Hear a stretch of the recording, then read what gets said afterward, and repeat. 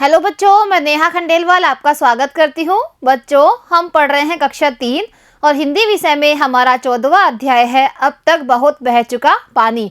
बच्चों, यह एक कविता है और यह कविता किसकी है? यह एक लोमड़ी और कौवे की कविता है। बच्चों, पिछली कक्षा में भी आपने लोमड़ी और कौवे की कहानी सुनी होगी और उस कहानी में क्या होता है, उसमें जो लोमड़ी होती है वो बहुत चालाक होती है और कौवे को अपनी मीठी मीठी बोली में फंसा लेती है और उससे क्या ले लेती है? रोटी ले लेती है।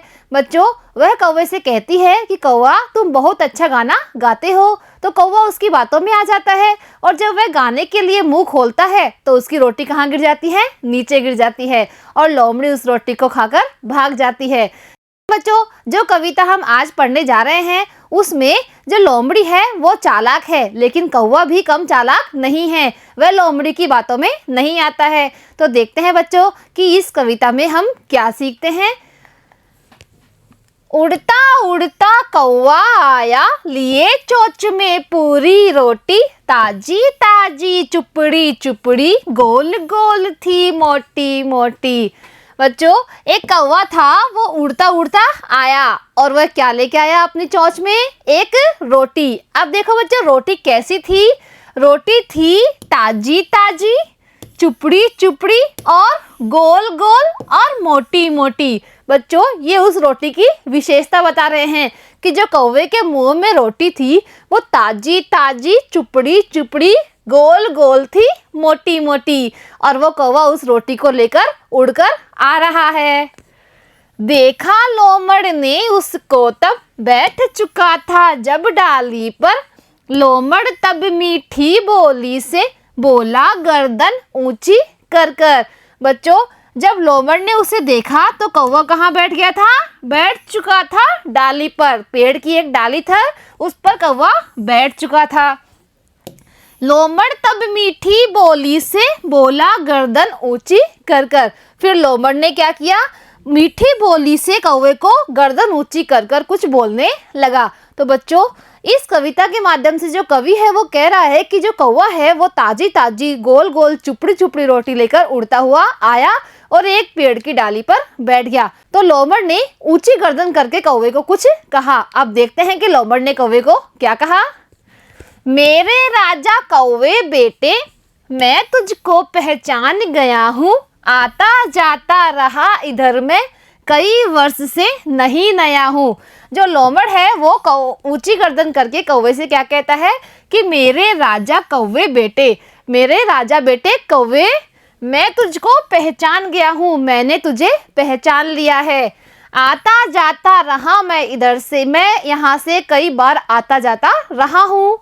कई वर्ष से नहीं नया हूँ, मैं कई वर्षों से यहाँ पर आता जाता रहा हूँ और मैं नया नहीं हूँ। देखो बच्चों, जो लोमड़ी है वो कौवे को अपनी बातों में किस तरह फंसा रही है कि मैं आपको पहचान लिया है और मैं यहाँ पर आपके लिए नई नहीं हूँ।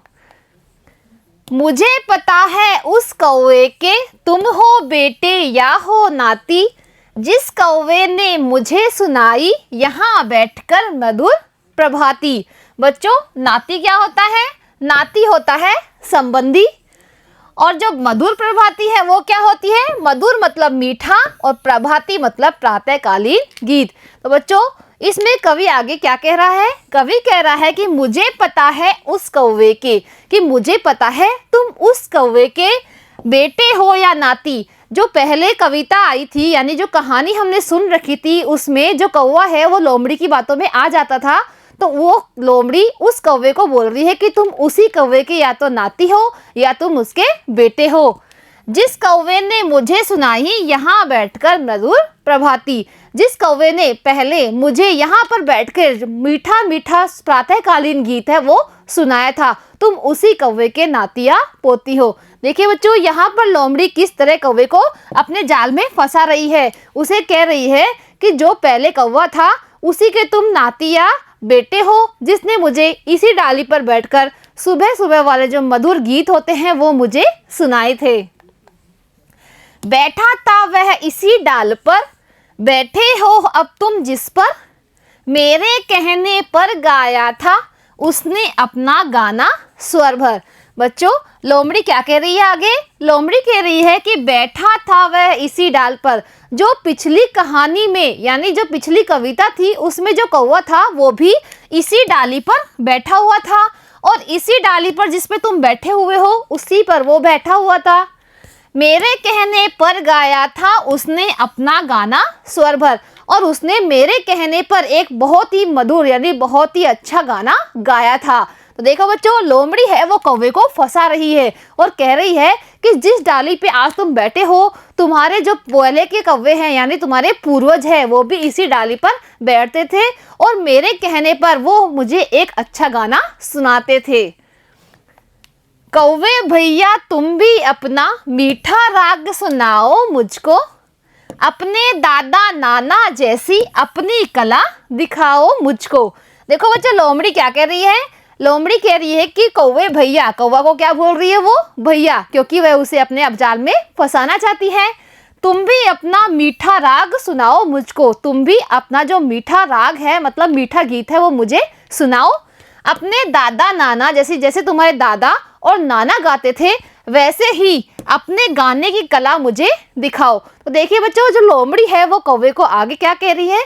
कह रही है कि तुम भी अपने जो दादा और नाना के जैसे ही एक अच्छा सा मधुर गीत गाकर मुझे सुनाओ, क्योंकि तुम्हारे दादा और नाना ने भी मुझे बहुत अच्छे अच्छे मधुर गीत सुनाए हैं।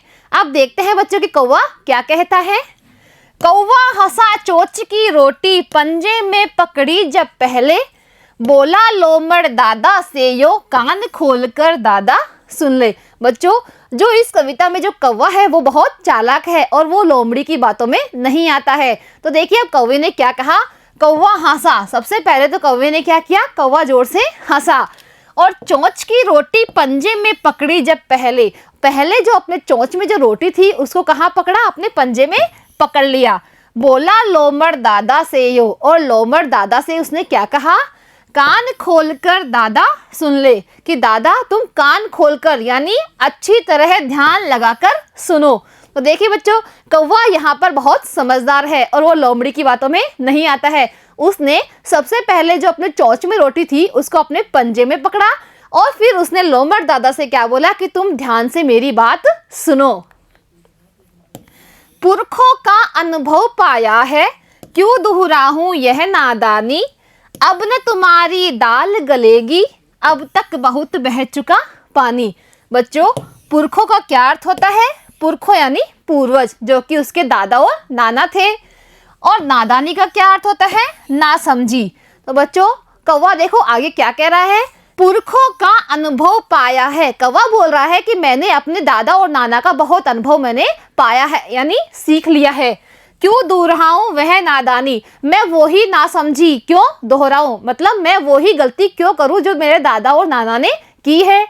अब न तुम्हारी दाल गलेगी, अब यहाँ पर तुम्हारी बात नहीं मनने वाली है, यानी जो तुम मुझे कह रही हो वह अब मैं यहाँ पर नहीं मानूंगा। अब तक बहुत बह चुका पानी, अब तक तुमने अपनी मीठी मीठी बातों में हमारे पूर्वजों को बहुत फंसा लिया है, लेकिन मैं अब तुम्हारी मीठी बातों में आने वाला नहीं हूँ। तो देखिए बच्चों, कौवे ने लोमड़ी को किस तरह अपना समझदारी की बात सिखाई कि जैसे मेरे दादा और नाना गलती करते थे वैसी गलती मैं यहाँ नहीं करूँगा।